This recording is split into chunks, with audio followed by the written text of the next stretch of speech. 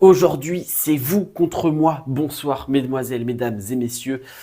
C'est vous contre moi, c'est un duel. Mon honneur est en jeu, ma connaissance de la MotoGP, mes analyses sont remises en question. Nous allons aujourd'hui faire les pronostics de cette saison 2024. Je vous le rappelle, le championnat commence dans quelques jours.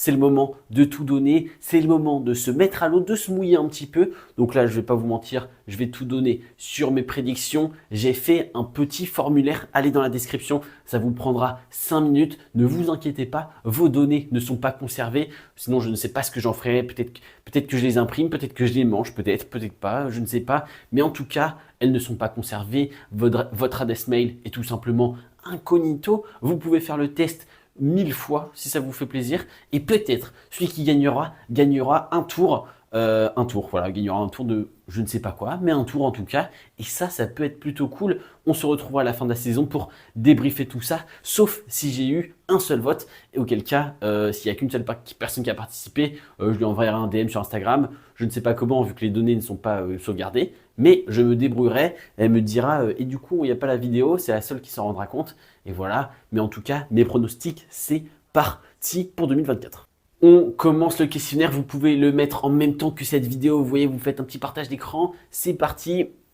Et là, je commence. La question principale, qui sera champion du monde en 2024? Eh bien, moi, je pose une pièce, je pose deux pièces, je pose toutes mes pièces sur Francesco Bagnaia. Alors, dans le questionnaire, il n'y a que le top 3. Vous pouvez mettre en commentaire, n'hésitez pas si vous avez d'autres prédictions, d'autres trucs comme ça. Mettez tout en commentaire, je regarderai et on verra ce qui se passera. Mais en tout cas, premier, Bagnaia. Deuxième, Martin.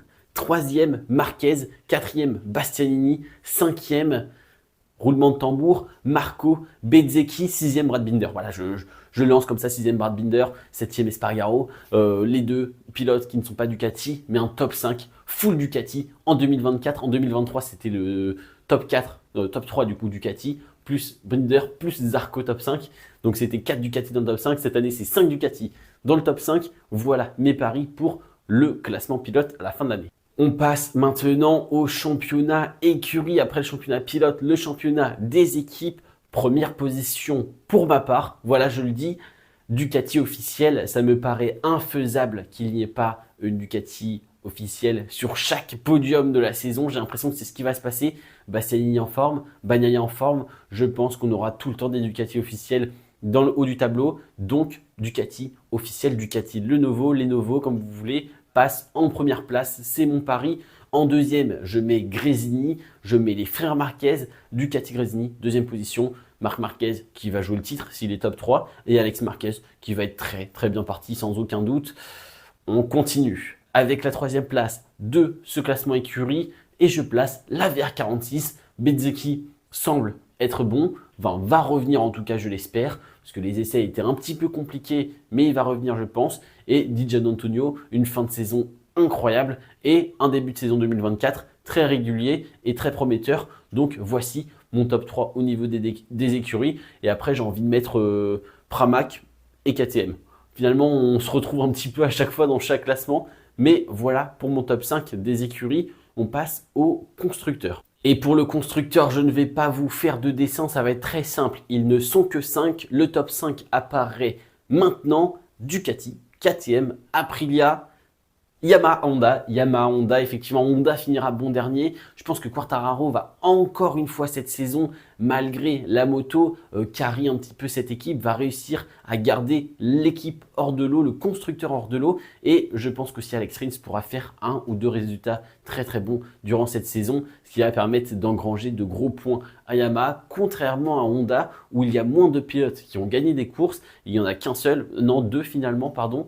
Deux pilotes qui ont déjà gagné des courses chez Honda. Chez Yamaha, ils sont deux, mais bon, en fait, j'ai l'impression que cette comparaison va nulle part. Honda, ils ont un champion du monde, Yamaha aussi. Honda, ils ont Zarco, Rins, hop, ça s'égale un petit peu. Donc en fait, c'est à peu près pareil, j'ai l'impression. Donc, mais Yamaha devant Honda quand même. Voilà, c'est ma petite prédiction. Les vrais qui regardent la MotoGP ne s'arrêtent pas à la MotoGP. Justement, ils continuent un petit peu plus loin, ils regardent les courses d'avant, ils se lèvent le dimanche un peu plus tôt que les autres pour regarder la Moto 3 ainsi que la Moto 2. Mon champion du monde Moto 2, je vous l'annonce, c'est une grosse bataille. C'est une grosse bataille entre Firmin Aldeguer ou Tony Arbolino. Donc, pour moi, personnellement, ça sera Tony Arbolino. Je pense qu'il a un petit truc en plus, malgré la fin de saison exceptionnelle de Fermin Aldeguer en 2023. Mais je pense que sur la régularité, l'expérience et cette dernière année Moto2 qui a dû être un petit peu frustrante pour Tony Arbolino, je pense qu'il va se réveiller. Je pense qu'il va faire de très belles choses. Et en tout cas, je le mets champion du monde pour cette saison 2024. C'est le petit pari. Et alors, en Moto3, il y a beaucoup trop de choses, il y a beaucoup de pilotes, il y a des pilotes, beaucoup de rookies. Alors déjà, c'est une saison avec énormément de rookies en Moto3, va vraiment falloir être attentif à qui vient d'arriver, qui est là, qui est sur quelle machine, parce que les premières courses vont être assez difficiles à suivre et on va découvrir plein de nouveaux talents. Mais, je mets les points sur les T et les barres sur les I. Je mets David Alonso, mais sans aucun doute en termes de champion du monde en Moto3 en 2024. David Alonso, retenez bien ce nom, je me coupe un cheveu si jamais il n'est pas champion du monde. Pour moi, David Alonso premier, Daniel Olgado deuxième et troisième, je ne sais pas, allez, soyons fous, José Antonio Rueda. Voilà, pourquoi je ne sais pas, mais j'y crois. Nous continuons ce petit questionnaire où il n'y a pas de notes, de toute façon. Vous ne pouvez pas avoir bon ou pas bon, on ne sait pas, il n'y a pas de réponse, il n'y a pas de bon ou de mauvais choix, sauf si vous mettez que Miguel Oliveira va gagner une course en 2024. Voilà, là si vous mettez ça, c'est que vous avez quelque chose devant les yeux, un voile, que vous êtes un drapeau du Portugal, je ne sais pas, mais enlevez-le. Malheureusement, ça me fait très mal au cœur, mais je ne le mets pas dans les vainqueurs en 2024. Je parle bien d'une course principale. C'est la prochaine question. Quel pilote gagnera une course principale en MotoGP en 2024? J'ai les noms sous les yeux et je vous dis Bagnaia, Martin, Bezzecchi, Binder, Aleix Espargaro, Marc Marquez, Bastianini, Pedro Acosta et Alex Marquez. Voilà, j'ai fait combien là, 9 pilotes à peu près. Je mets ces 8-9 pilotes là sur le banc des gens qui gagnent une course en 2024. Ça fait énormément de pilotes, c'est vraiment beaucoup, mais je pense qu'on en aura une très belle année. Et oui, Pedro Acosta est dans ce classement parce que je ne l'ai pas mis au terme des championnats du monde parce que je n'arrive pas vraiment à me projeter, même si pour moi, il a une chance d'intégrer le top 5. Donc voilà, mais en tout cas, il va gagner une course, je le sais, je le sens, je l'ai comme ça. Et voilà, donc on passe directement à la prochaine question. La prochaine question, une seule réponse possible, un choix unique, c'est un QCU. Je ne sais pas comment on dit question à choix unique. Donc voilà, QCU. Jorge Martin, c'est ça la réponse. Qui aura le plus de victoires en course sprint en 2024? Jorge Martin, George Martin, Jorge Martin, comme vous voulez, mais ça sera le numéro 89 avec sa Ducati GP24 chez Prima Pramac. Je suis sûr de moi. Voilà. Vu l'année dernière, il semble imbattable. Cette année, j'attends un peu plus de lui sur notamment les qualifications, sur un petit peu plus de pole position. C'est le truc où j'étais un petit peu déçu parce que les années précédentes, il semblait vraiment intouchable en qualif. Et en 2023, ça n'a pas vraiment été ça. Donc j'attends un peu plus de sa part en qualification. Mais en course sprint, j'ai envie de dire, je n'ai quasiment aucun doute sur le fait qu'il va en remporter plus que tout le monde. Et on continue ce petit questionnaire. On passe à une question qui fait mal au cœur pour certains parce qu'on va sans doute attaquer leur pilote ou leur moto préférée, mais c'est les flops de 2024. Quelles sont vos prévisions? Alors pour le coup, là il y a plusieurs joueurs. Il y a les joueurs qui ne se mouillent pas. Moi par exemple, si je voulais mettre des flops, eh bien j'irais directement sur Nakagami, Augusto Fernandez. Voilà, ça serait mes deux flops de la saison 2024. Ça serait les pilotes qui vont finir au plus bas dans le classement, mais on va pas se mentir, on ne prend pas trop de risques. Et donc, je ne vais pas prendre de risque. Je mets Augusto Fernandez et Franco Morbidelli, même s'il a la meilleure moto. Pour moi, ça va être un flop, même si j'adorerais qu'ils reviennent au top niveau. Voilà, pour moi, les deux pilotes qui vont nous décevoir tout au long de la saison.